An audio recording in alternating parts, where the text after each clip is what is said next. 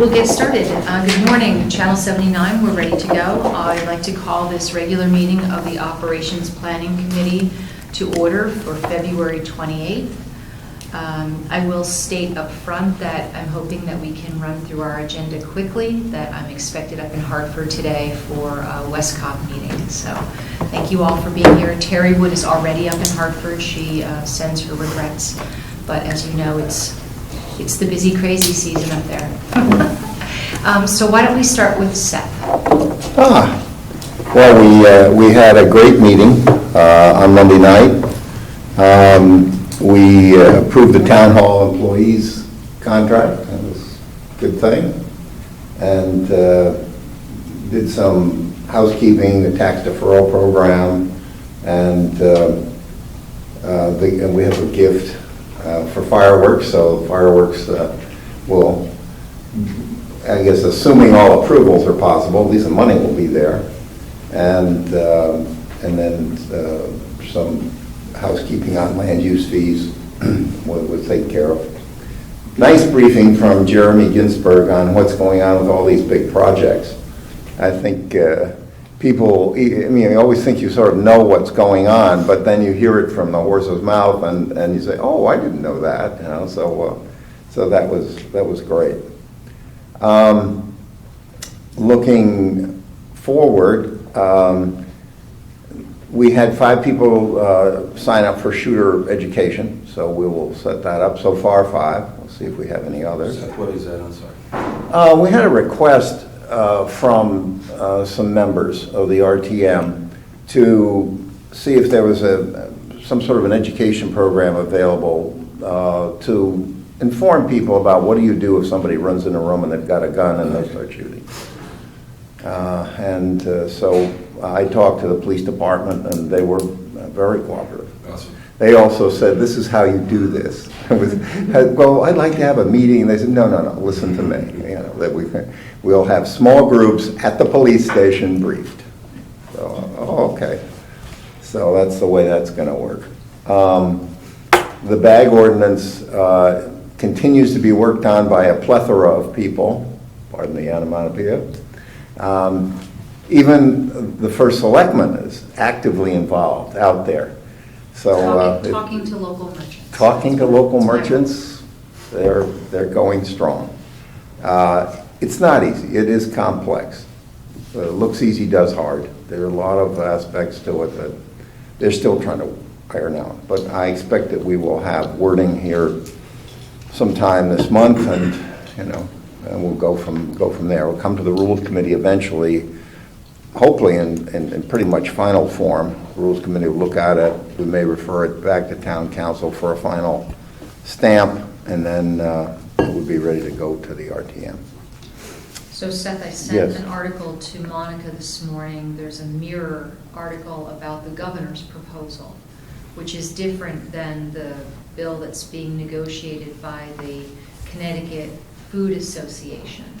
That's sort of creating a stir up in Hartford, because the governor's proposal would impose a 10-cent tax on all plastic bags that would be a revenue to the state instead of this, retailer fee.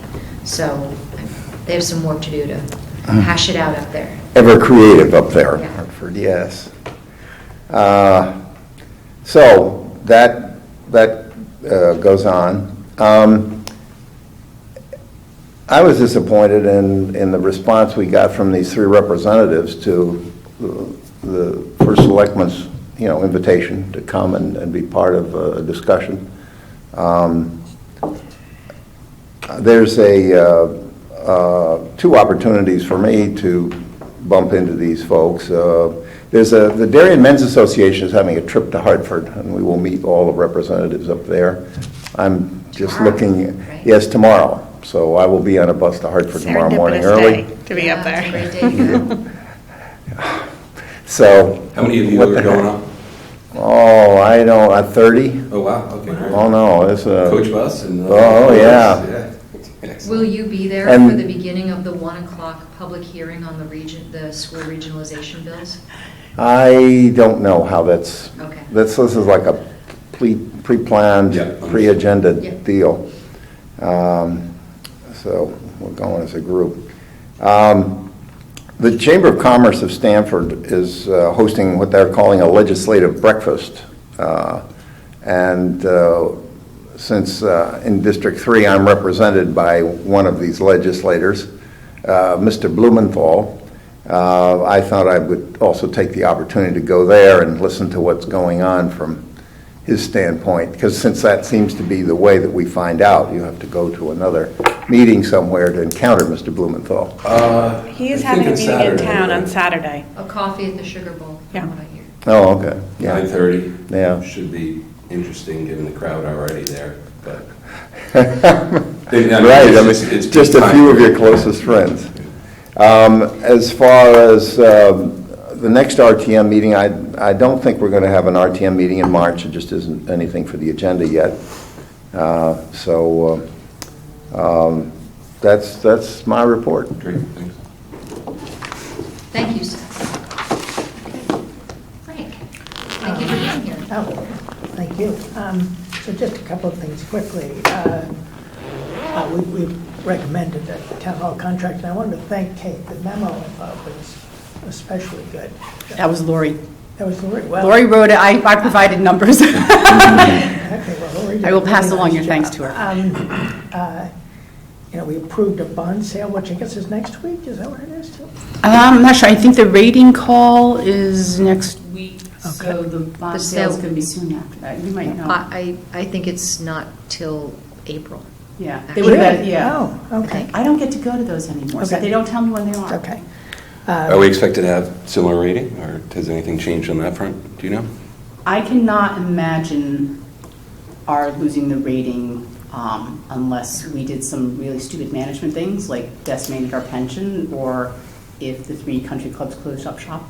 We are so Okay. strong. Okay, so the state stuff doesn't start to filter down and by the ratings agencies? We had that opined upon a number of years back. That was the federal rating. Yeah, when the state was being downgraded, it was determined that our financials are strong enough to stand on their own to support a triple. Yeah, they've taken that position consistently. The more the state kind of pushes stuff down, obviously, Yeah. that could eventually affect. Yeah, the only time they looked at, they put every AAA, like in Fairfield County, on a watch list Negative watch, yeah. when they were downgrading the federal government. Got it, okay. And it was really based on the assumption that you might have employees losing jobs and losing grant money and stuff, and it was a foolhardy move on their part. Got it, okay. Right, this past year, the debt actually has come down, even with this bond sale. It's a net decrease in the debt. And that picks up, like, the cafeteria, some sewer projects, the Henley Skylight. And then just we've started the budget process. One of the things we're focusing on is what to bond this year. Yes, we have a list for you, a suggested list. Okay. I've kind of figured you might. Can you just approve that? Yes. We have a short list. My guess is James' list is even longer than ours. Yeah, at this point. It's actually not that long. Okay. And that's really it from my perspective. I attended that breakfast, thank you, with you and Terry on Saturday, and I consider myself somewhat informed in this town.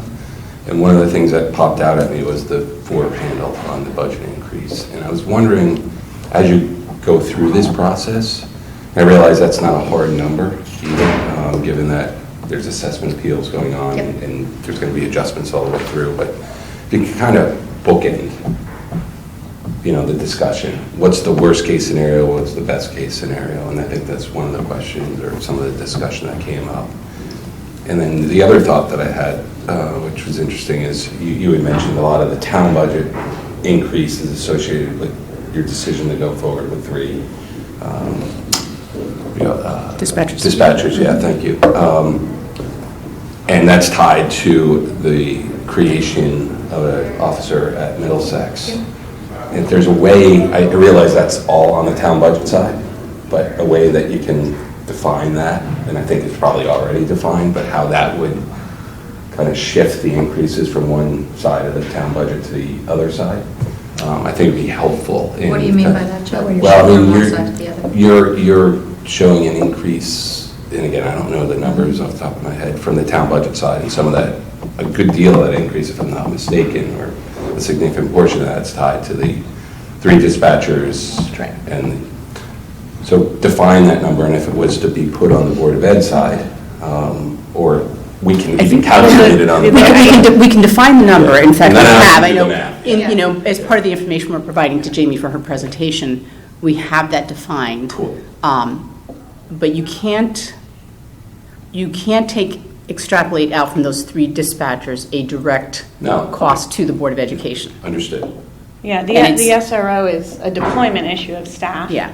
It's the dispatchers are not due or in cause to the idea that both the towns and the school thought it would be valuable to have an SRO. I guess what I'm getting at is, as a mathematical, analytical taxpayer, I can then kind of make the adjustment myself if that number's defined, so that would be helpful. Yeah, the numbers will be defined. I just would caution Yes. against. Yeah. Putting 100% of the cost on top of the SRO deployment. Right. Yes, understood. Yes, And can- we've had that conversation many times Okay, because, sorry. you know, the SROs really wouldn't exist if it weren't for the need to have them in the schools, but yet those SROs need to remain police personnel Yep. funded and supported by the town budget because they are officers who are available for routine police business. Emergencies, that Mhm. sort of thing. Yeah. Even during the school day, after the Yeah. school day, in the summertime. And so, you know, we bear the cost. It's an important cost, but, you know, in the spirit of the season, I will say that our SROs certainly should be looked at as shared service between the Board of Ed and town, for sure, because it does come with significant expense. And again, it's just doing the analytics around it, Right. and it all comes down to, you know, I think I was surprised at the handle on the budget increase, and I thought, you know, I can't imagine as news gets out that I'm not the only one out there. And I know you've been incredibly responsible. Do not take this as a criticism whatsoever. I think I'm taking it from an education standpoint, understanding the bonus that get us to that number. So I would second the caution.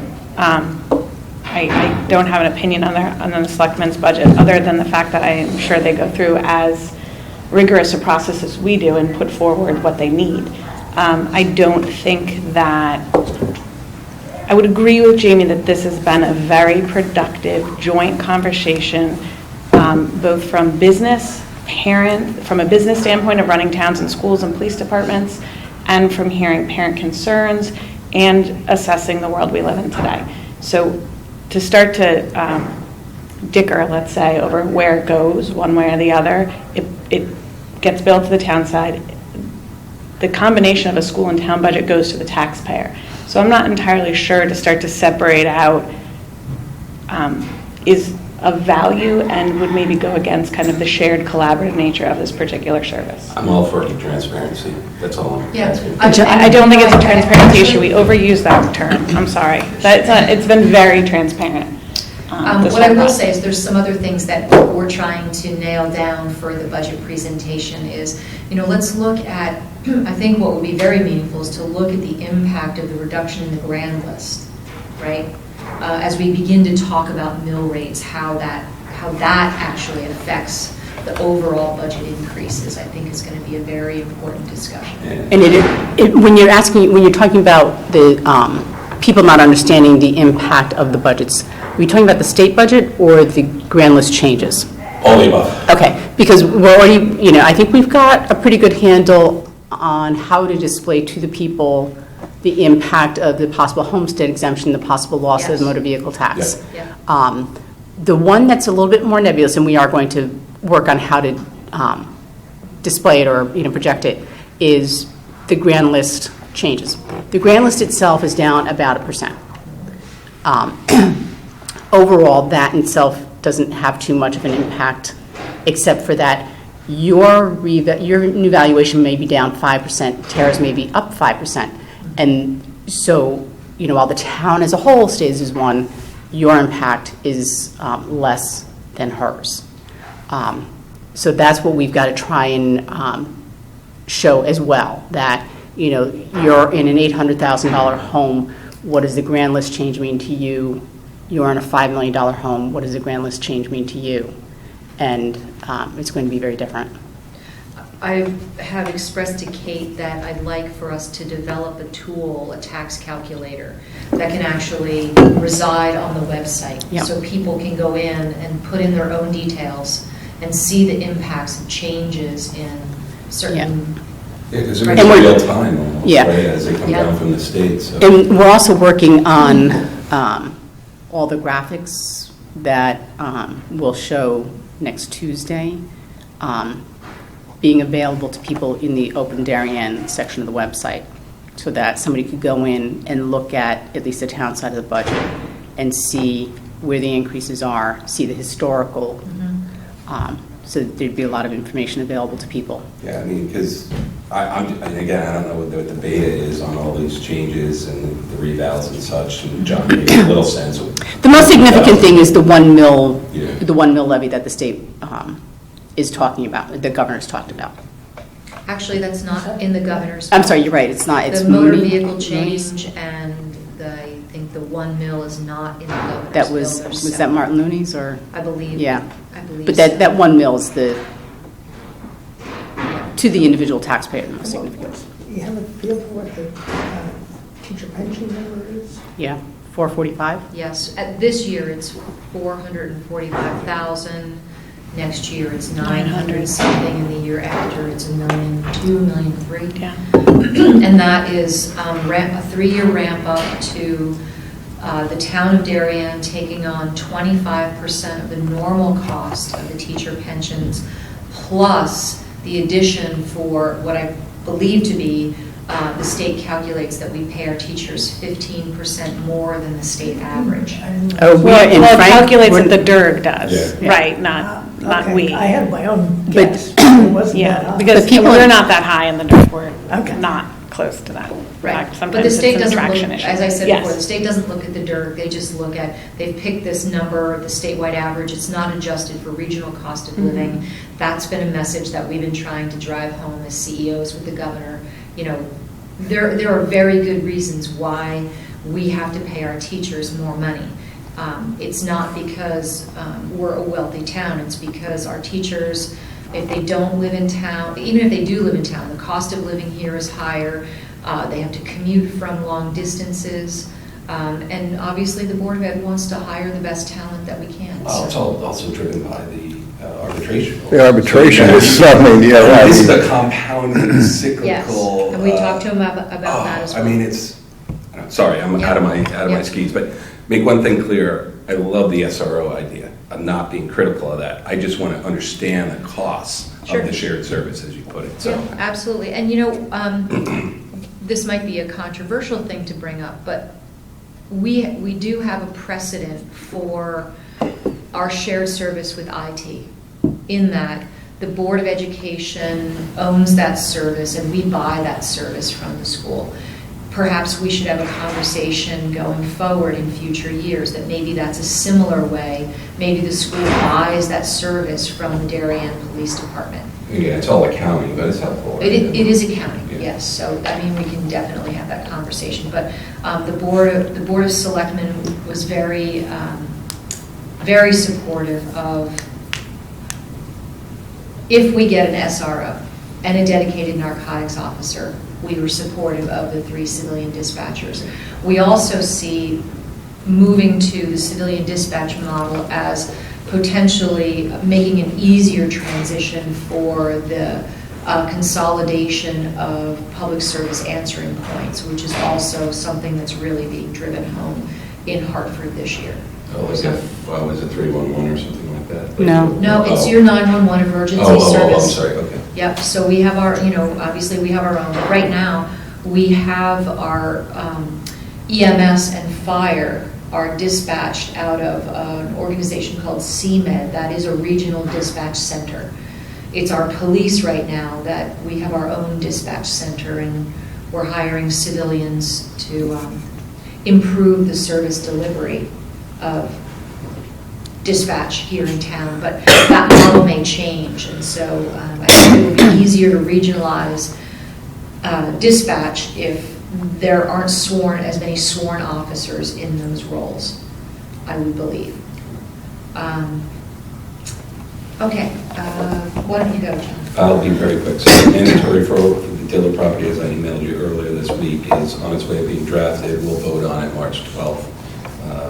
Commission wanted a positive vote drafted in terms of it being consistent with the town plan and those improvements for that specific property. I think we're EPC sees the application for the running path in sometime in March, and then we'll see it in early April. The Affordable Housing Trust Fund Committee met the first time in about 3 years. The original resolution expired, and basically we just extended the deadline to provide the trust fund monies to Old Town Hall homes once construction commences. Is that the right way to put it? The financing has to close and the construction has to commence. So they've started demo, but they haven't started construction. So we gave the date now was extended to January 1st, 2020, and it should be well on its way getting the financing. So that was $362,000, is that?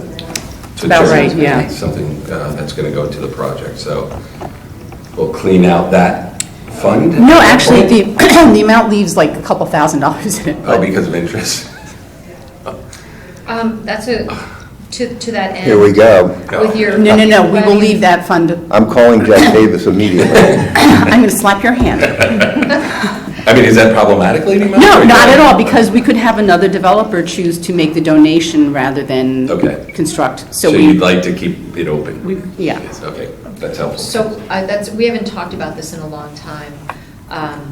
My sense is that the Planning and Zoning Commission was unlikely to support a contribution to the Affordable Housing Trust Fund in lieu of building affordable units. Is that accurate? I would say pretty accurate. I would say we had the bias to the inclusionary zoning regs are written that the Planning and Zoning Commission has the choice to direct the applicant to provide on-site housing, off-site housing, and or fee in lieu of. Correct. This stems back to, I believe it's 745 Post Road, the Mead House developed by Mr. Genovese. Yes, it does. Several years ago. And I forgot, it was in lieu of, I forgot the number of units, but it was a very small number. In more recent inclusionary zones applications, and remember, I believe if a development has more than something like 3 or 4 units, a multifamily, that was at 5, thank you. And I think it was 1 unit at 745. Thank you, it was before my time. Yeah. So 5 units, then the developer must create an inclusionary zoning unit for affordable housing, which meets the 80% state median income. So I've been on the commission for 5.5 years almost, since I've joined, between Kensett, the 3 major developments, Mrs. Glassmeyer's, Noble Hill, active senior housing. We've, as a commission, chosen to either do on-site or off-site affordable units. It's my view that I'd rather have the unit in hand than have the money sit for years and then at some point perhaps be controversial. This wasn't controversial whatsoever. It was great. It worked out perfectly. Now, I know some in town would like to see all affordable units on-site versus off-site. You know, we can have that discussion on a application by application. Norton Heights, both projects, they're on-site affordable units. The Corbin District downtown, it's going to be off-site, and that was the creation of affordable housing for those with adults with special needs, independent units. There's a couple of units downtown. Oh, I'm sorry, you're right. There are 2 units that are going to be interdispersed through the project. How do you handle, the math never works out clean when you calculate the 12%. So how do you handle the portion of a unit? So either the developer will round up out of the goodness of their heart, or we will calculate the value of a unit, and then they would have to put a So that's another reason to Deposit, keep yeah. the fund Yeah. open, because you could have those pieces. You could have a fraction of a unit. So anyway, good to see Old Town Homes get started. One of, I call it the 4 major projects in town. And Mr. Warren gave an update to the Affordable Housing Trust Fund Committee, which it was Sam Fuller, John Zagrodzky, and myself. And then lastly, the commission, and I mentioned this a couple times, we're going to go through some rezoning and map amendments, I believe at our March 12th meeting. These are minor tweaks to the zoning map to match zones with property lines. We're reaching out to every property owner, and I'm going to have Jeremy put those properties online. It's more of a administrative function of just getting consistency of the zoning map along property lines. However, if a property owner does not like our decision to kind of rezone their property, we're encouraging them to reach out. We had one already, and it's perfectly fine if they want to push back. We'll listen to the property owner unless there's a significant reason not to listen to them. So that's going to occur, and I've said it a couple other times, but the municipal zone implementation of a number of town-owned properties, we're in the process of notifying the surrounding neighbors of that. And I think the most significant property that's going to be most applicable is going to be Oxford School. That will give the town a little more flexibility as they look to redevelop that school. And if the zone is implemented there, we would not likely run into the issue that we did at the high school with some surrounding neighbors. Do you know when that process will? We have to notice it to all the neighbors. I believe we're shooting for the end of April. And so it's going to be a separate public hearing to this small rezoning administrative meeting on March 12th. But we'll also get that up on the website as well. But And as it's publicized, will people understand the rezoning is in particular applicable to the Oxford School? Oh, yeah. Those I mean, neighbors have a chance to. every neighbor around these properties, and that's part of the reason it's taking a while. I mean, I think there's like at least a couple hundred letters going out. So think of it as any other site plan public hearing. Each and every property is going to have a distinct group of neighbors that are emailed within, I believe it's within 100 feet or something on the property, whatever the state statute says. So it will be registered mail, all that stuff, and we'll also list the properties on the website to help with the transparency. Just to mention, this is not the first implementation.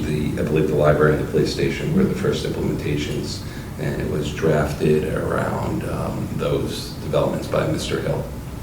I think you also did it for Old Town Hall. Yes, I'm Homes, sorry. 701 Post Road, right? That's the yes, paradigm station. yes. Thank you for reminding me. Yep. So yes, we did implement it more recently, Yeah. actually. Please, if it's possible, to please keep the building committee apprised of that.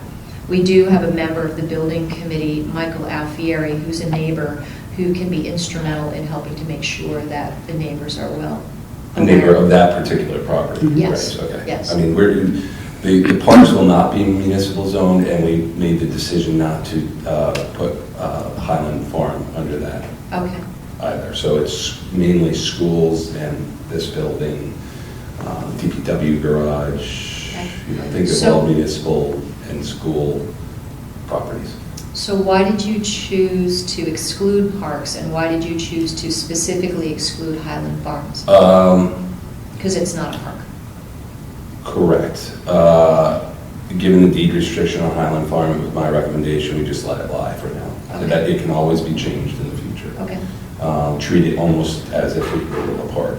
The park is because we don't foresee significant development on those Yep. properties. And whatever development that is within those properties probably won't need the the municipal use zone criteria, if you will. So Most of it's as of right for a park? I thought the use of the park is, but if you build a structure on it, then you have to adhere to the zoning regs within the district, which most of them sit within a residential zone. Got it. So you'd have to, I don't want to get into the weeds, but I think you have to get it, like Fair Trade Point, you'd have to adhere to the regs Sure, of course. Be necessarily controversial, right, to put the parks in the... Yeah, there's no need from a zoning perspective, you know. I just wanted to understand. Yeah, Highland Farm is kind of a quasi, and one of the questions we're looking into is actually this property, because I have not gotten a firm answer whether or not this is parkland, the whole property is parkland, or if it's dedicated parkland, I mean, by definition, or if it's just town-owned property. Right. So I think they're looking into that. Yeah, that has been a question, because I know it came up when they were doing the park master plan, whether the front fields are park or if they're just part of the town hall I property. believe Houlihan Field is dedicated parkland. Yeah, I don't know. Or administered, so anyway, that's one thing that they're looking into. But when we rezone these properties, even the small zoning map changes, they have to have a survey. And so it's quite official. We're not just doing this on a whim. I think, to your point, the Oxford Building Committee is very aware, because Jeremy wrote a memo about the zoning process. Yeah, that was great.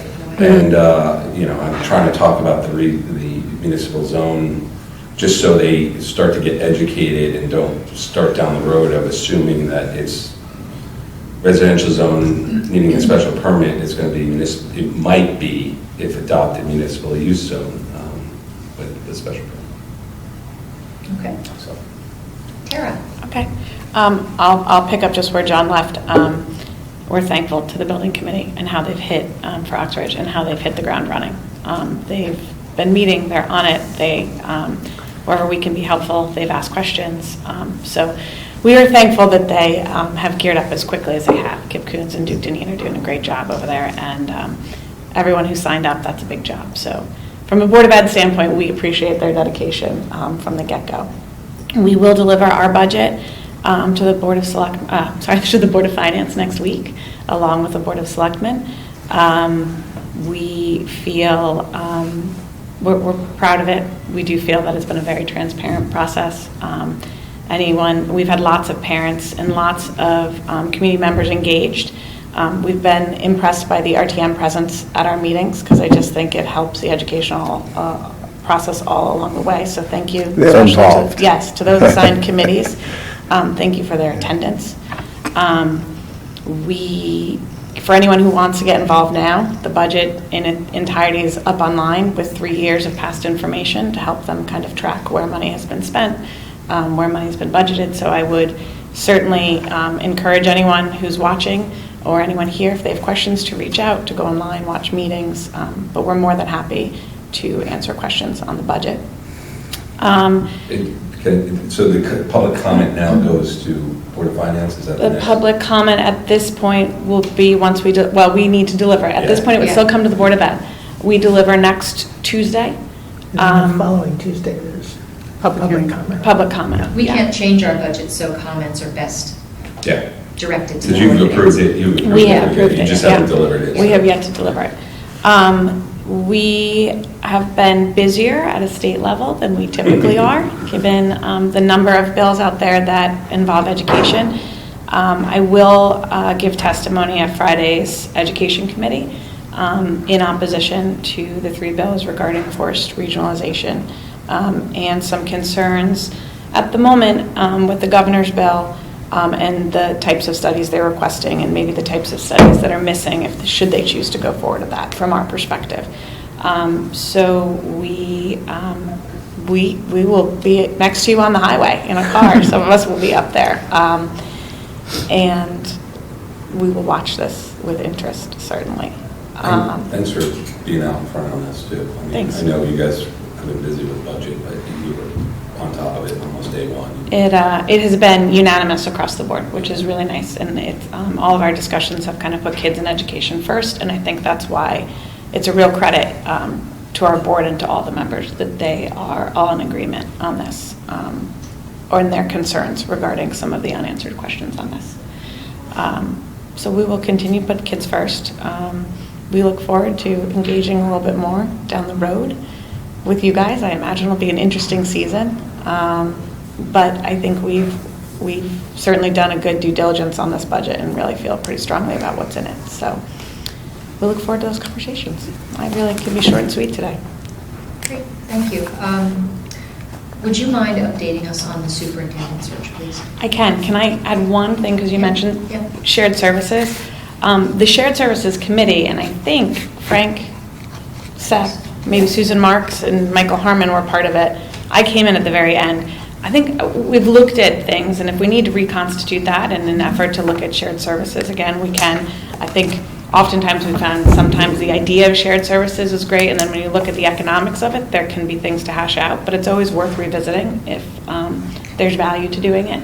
Well, I think we're going to be demanded to do that, and I think we're going to have to actually put some actual analysis, which is something that I've always called for, show a business plan that actually evidences savings, whether it's within the town or among towns, before you make decisions, and look at all of the intended and unintended consequences. So it seems like the governor's bill requires us to undertake that analysis. Yeah, it does look like there's incentive language in there to have done it. I think we have done some of this work. I think sometimes, like I said, the economics don't play out as one might expect them to. And if they do play out, that's something for us to talk about. IT is one where it has played out, and yet there have also been struggles because of it. And so if we need to make decisions, maybe it's best that we get ahead of it rather than being mandated to do it. To the superintendent search. The job posting closes at the end of this week. The search committee will meet, I believe we meet Tuesday. Tuesday might be a busy day. I'd have to double check in the calendar to turn that around, and we will begin a full interview process at that point. I have been told, well, we don't view resumes at this point because that's what the search firm kind of collects and presents to us as a group, that we have a plethora of applications, and so that makes me feel, it's always nice. It's always nice to have choice, and I think Darien should have choice. We have a really, really strong, robust system, and I think we've got some really great people at the helm, and so I think they'll be bolstered to know that we've got a lot to go through. So that's kind of where we are. The spring will be incredibly busy for the board, especially on this issue. Has anybody posed the question to the Board of Ed at this time that one of the components of some of these school regionalism bills is to share superintendents? And we're in the middle of a search. Has anyone asked that question about whether you guys are having that conversation? So I'm not I've posed the asking. question, and I have posed the question to all our representatives. And in one of my emails to Senator Looney, I also posed the question that sometimes these conversations create uncertainty, and it can, if you're looking at a job application, sometimes you want to know what your company or your system is doing. I've had different answers. Different bills purport to apply to Darien or not purport to Darien, and sometimes that's the answer. I also have questioned that a savings, superintendents make a range within the state, but you're talking about a couple $100,000 at most, and if that's the savings we're looking for, I think we're looking for bigger impacts across the state. What I have been told back, so what I can report back, because I have posed the question, is that, let me put it this way, I have not heard back an answer on the question from Senator Looney.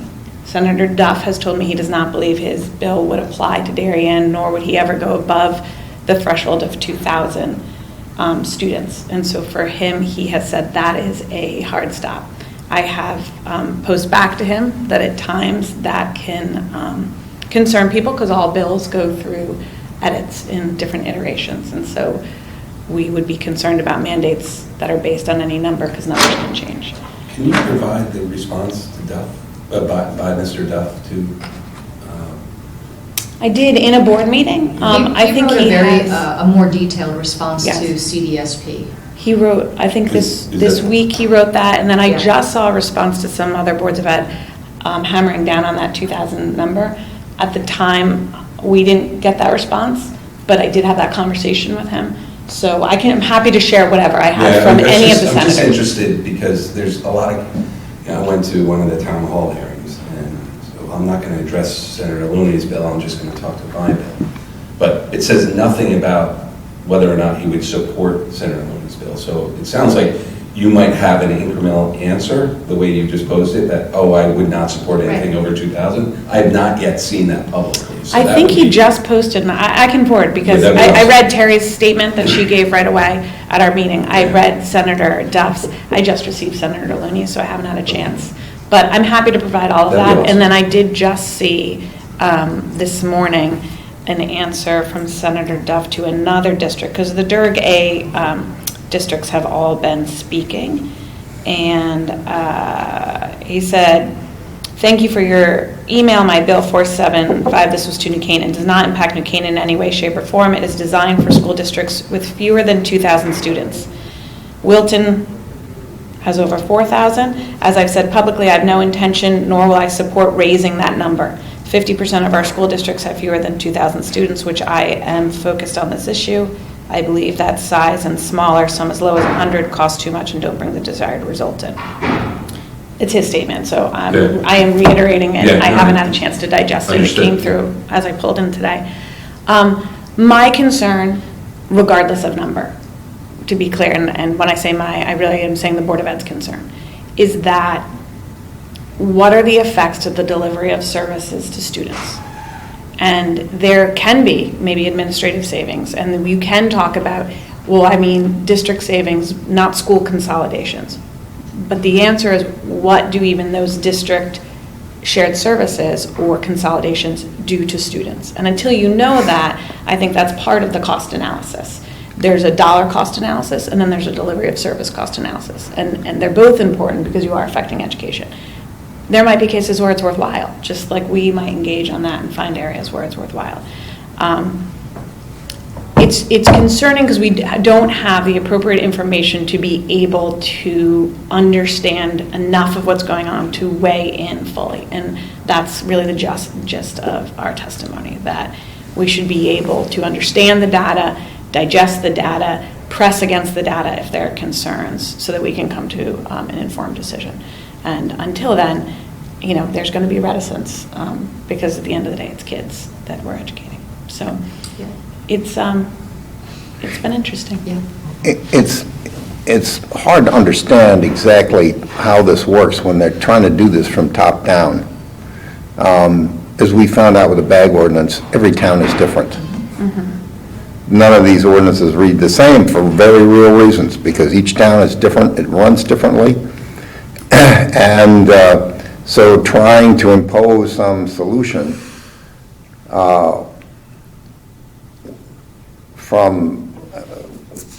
rather than perhaps some principles that then give the towns freedom to use and develop on their own, to me, is a mistake. Because if they're just trying to mandate something, I can see easily where it would have very negative impacts on delivery. Mm-hmm. Money, that's one thing, but on delivery and quality of education, that's quite something different. Well, so part of our concern would be the outreach to boards of education, who are the ones who actually see the direct effects on a local level. State statute can be blunt, much like policy, it can be blunt force. And so we're looking for a little more engagement before decisions are made, engagement and information. And until we have that, it's very hard to support these bills, and we can't. So we've been upfront about it. Yep. I would say.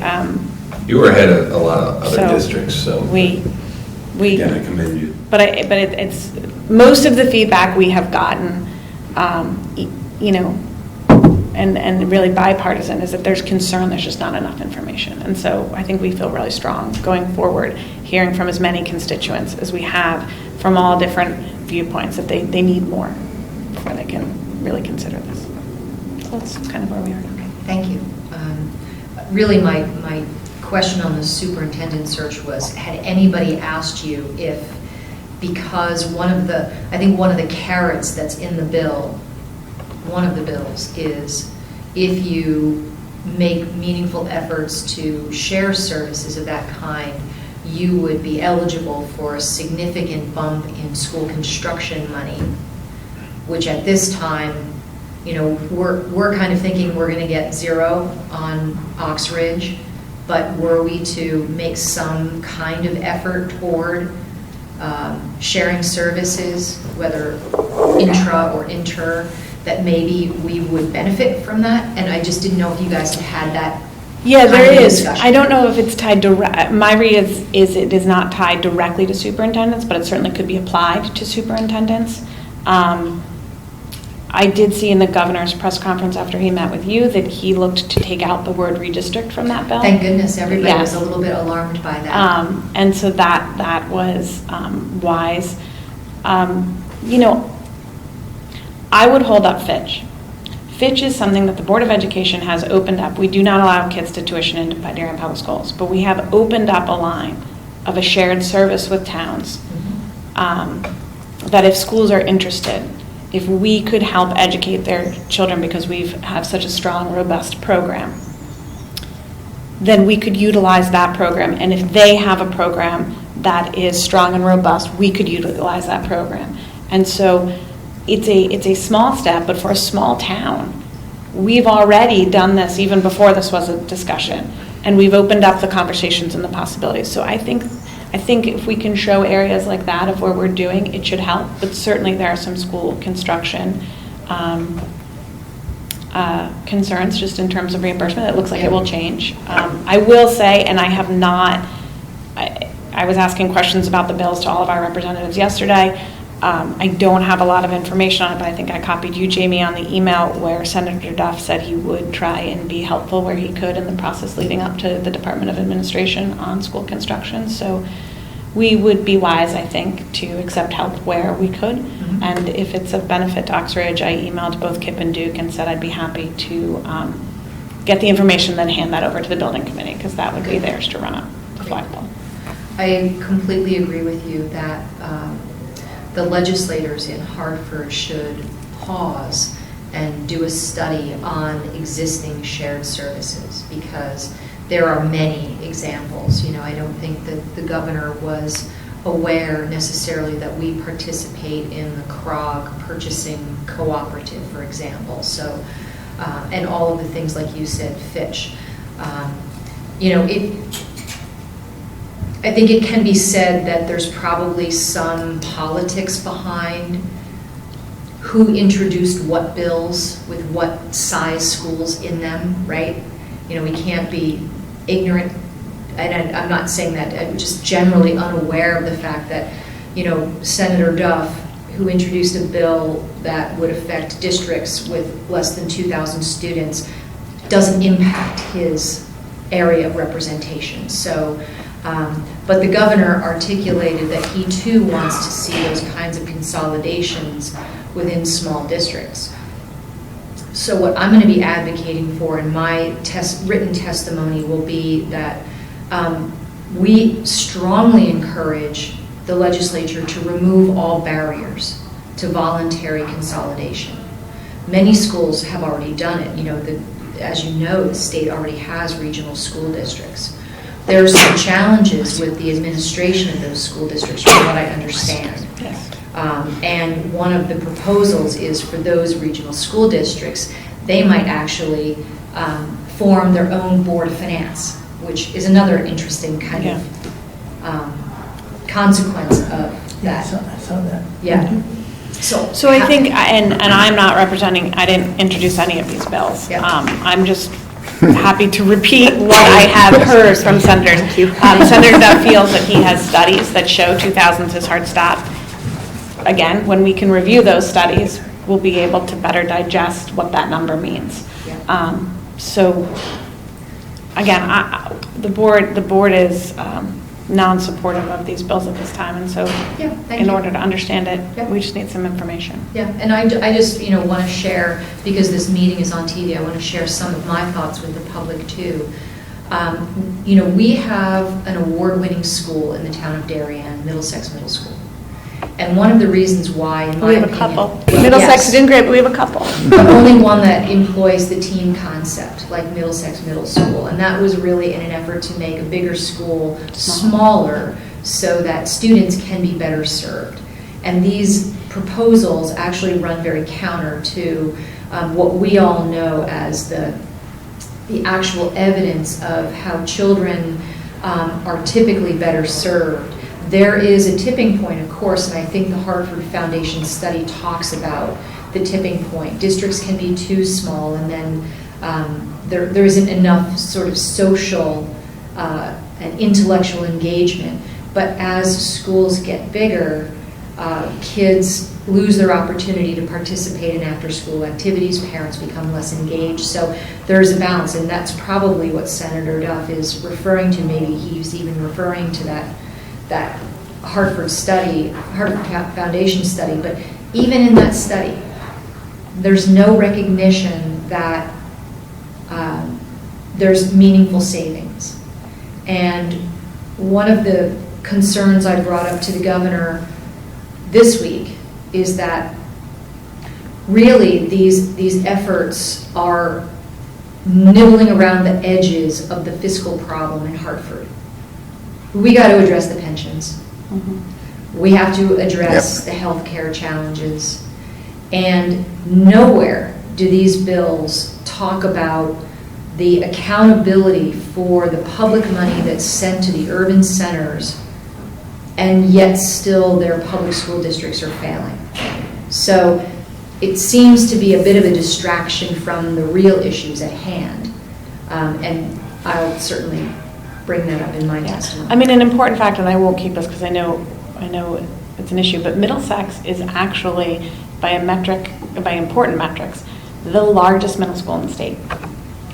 And we have done, and there are districts who have more, but they have more children in middle school, but they have more schools. And so the board has looked at a variety of things. We've heard the idea of this house concept, our teams.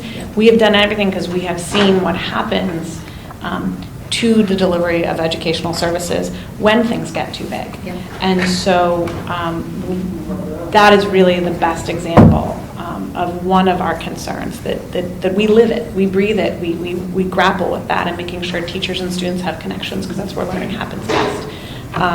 And in Darien, you wouldn't think you'd have a metric like the largest middle school in the state. So it is the largest single middle school in the state, I should say.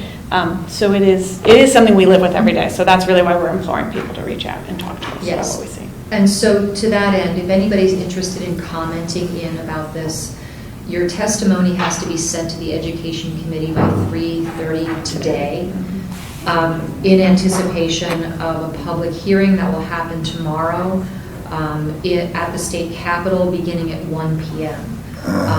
And you have to sign in by 10. You have to sign in by 10. And I will or starting tell at 10. With important pieces of legislation like this that the Capitol will just be overrun by people.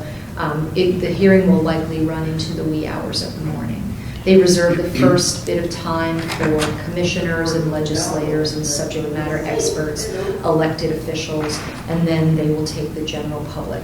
So, and I think Terry had ceded her time to another group, but we've heard that there's some representatives that might be willing to cede our time to us, so we're not there at the week, so that the Board of Education can testify earlier than midnight. You're not an elected official up there? I believe I actually am a state agent, but there is, as a state agent I am. It depends on what the issue is. We get reminded from time to time. Yes. So I feel like this I won't roll down that highway. Well, I can Plus, tell. my husband had surgery yesterday. He's like, "You're leaving me?" I'm like, "It's more important. You'll be fine." I can just be forewarned, as an elected official, I have on several occasions gone up with the intent to testify and never had the opportunity. So it just depends on what who's the running chair the wants meeting. to do. Yeah. Someone orders some real Could I good pizza. revisit your nibbling around the edges Yes. question just briefly? What concerns me is we see a lot of talk about revenue raising for the state. Yes. We're going to bring in a lot of cash to Hartford. Yep. The key thing then becomes, how is it allocated? Because once the money gets there, how do you be sure that it actually gets to dealing with the pension? It makes me nervous, because I remember, a few years back, a Lowell Weicker had found the solution to the state's problems by implementing an income tax. And there was a pile of money that's gone to Hartford, and where is it now? And how's it being managed? That, to me, is the critical issue. John made that point on Saturday. I mean, as a town, we're more than willing to, pay our fair share, whatever that number is, which I think we have already. But to his point, Many times over. but to his point, it was, if there is a solution involved in fixing this, there would be much, much more buy-in. But we've heard time, he gave an example of a wealthy individual who left the state, and his reason was, I was willing to pay into this, but I saw no solution. And it was a pretty interesting statement that he recalled. Well, it is, it's not, the solutions aren't simple. And if they were, they would have been taken care of by now. It requires careful negotiation with public sector unions, for sure. So a couple of other things for me, along the lines of this legislative agenda, in speaking with the governor, the one thing that's missing from all of these bills is mandate relief for the cities and towns, especially like ours, that we're going to be, for everybody needs to know this, we're going to be writing checks to Hartford now. When you look at, cash flow in from what little we get from our statutory grants and the possibility of, paying into the teacher pensions, we get to write checks to Hartford now, which is very disappointing. That really means no money for Town Aid Road and no little bit of a contribution for ECS. It's all offset. So I argue that for cities and towns like that, at least give us mandate relief, ways that we can reduce our own internal costs. So I know that the governor is meeting with Joe DeLong, the executive director from CCM, so that they can have a serious conversation about mandate relief, and hopefully that would extend to we've expressed education the mandate same, relief. some education mandate relief. If this is, if even pieces of this come, that we would look to discuss mandate relief. Absolutely.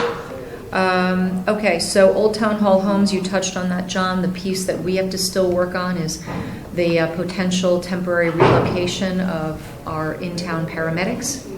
Not ideal, and certainly no solutions yet on that.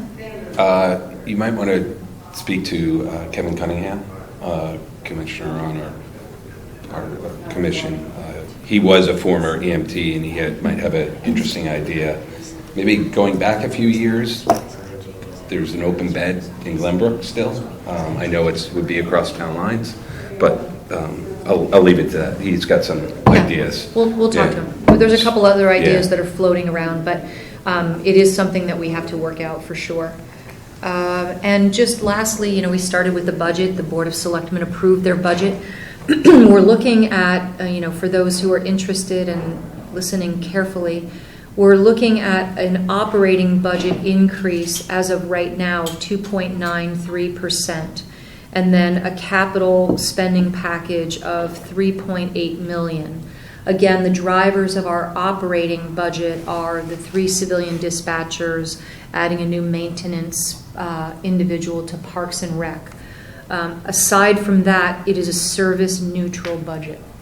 Of course, fixed costs play into those increases, contractual obligations and healthcare and insurance renewals. But actually some of our insurance renewals were quite favorable this year. Yep. Negative reductions. Yep, and capital spending is driven by investments that we want to make fully in Highland Farms. Kate had proposed that we put that over a couple of years, but we want to just get in and get it done and get people on there working. It's the right thing to do. Yeah. So we will be recommending to the Board of Finance a number of projects for bonding. And I don't know if there's anything else that you want to add to that, Kate. No, I think the departments did a very good job on the budget, and I think the Board of Selectmen not that you don't always do a good job on the budget, but I thought this year there was a lot of things to grapple with, and I was impressed with the thought and consideration that went into, especially since we had a very big ask of 4 new positions, and the conversations that went back and forth were very good, very thoughtful, and we've done a great job. Yep. So And just for anyone taking notes, if they want both, the Board of Education budget, it looks at a 2.61 increase this year. Overall, and high level, and we'll go into more details of the Board of Finance, so tune in, anyone's watching. You know, over 80% of that is contractually driven, so we'll explain those increases, but if anyone's taking notes and wants a full look, that's where we are. Yep. Is this the last year contract, or where are we? We enter into contract negotiations this summer. So was this the year, like sometimes there's been a boost to contracts at the There are end of the steps. contract? We are at an over 3% step increase for our teachers, and we are coming in at 2.61. So When people, you know, say, have you found efficiencies? Yes. There's math right there. Yeah. So Cool. we'll provide some metrics and some math on Tuesday. Yep, absolutely. So that's the public hearing date on Tuesday? Oh, no. No, you- No, We that's deliver we the deliver the budget. budgets, Okay. yep. I really do want to thank Kate and Jen for the Board of Selectmen. They've been really working for a year to not only move all of this data into OpenGov for us, which it'll be fun to show that next Tuesday night. You can really go very granular back to 2015 and see the year over year broken out in a variety of different ways, however you want to see it actually. And in addition, the way the budget was crafted and the thoughtfulness with the department heads over really making a case, and because we went to OpenGov, it was a true zero-based budgeting year for us. So they had to justify every line item, rebuild it from the bottom up, and then built into that are performance measures too. So from the time I started here till where we are today with the budget process for the Board of Selectmen, it is, I can really share with confidence to the taxpayers that we are very, very diligent in our stewardship of the spending package that we're putting forward. That doesn't mean people aren't going to object because of all these outside influences that we can't control.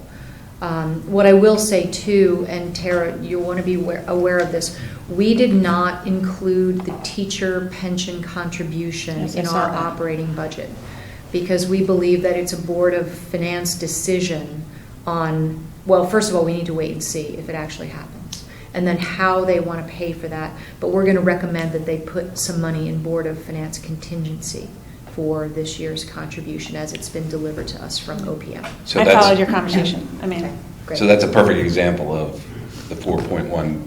If that number was a 0, it would be 4.1% increase. Is that correct? You said the It's contingent, not not, if in it's addition. not in, there, oh, it's not in addition. I'm no, sorry. it is an addition Yes. to the budget, which we're Yeah. not Exactly. budgeting Yes. for because we Yeah. don't know what.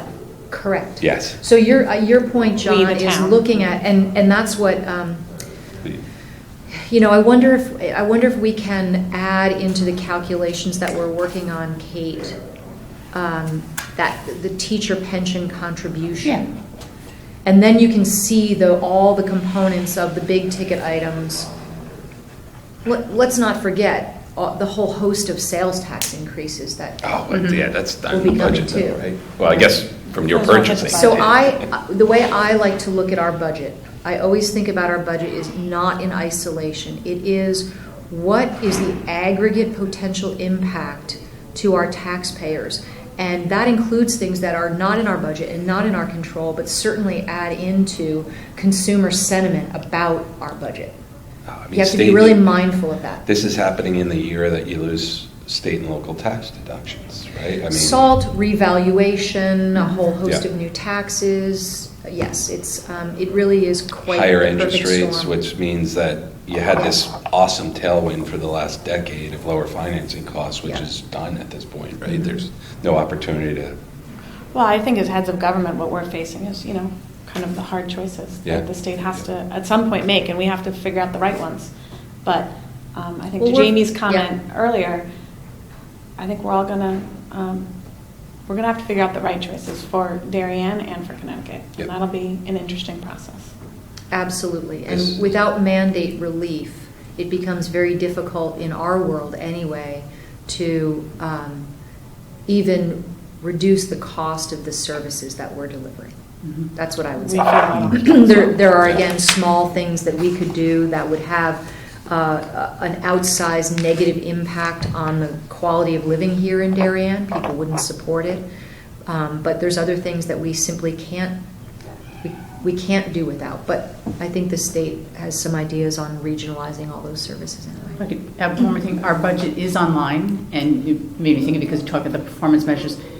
There's a lot of narrative in there for people who are interested, narrative about what the departments do, what is driving each department's budget, what they've accomplished over the last several years, what their goals are, and performance measures for many of the departments, telling you how well they're doing. And I think it's interesting reading. No, of course it's Now you're showing your true colors. Oh, boy. Can you advertise where each budget is?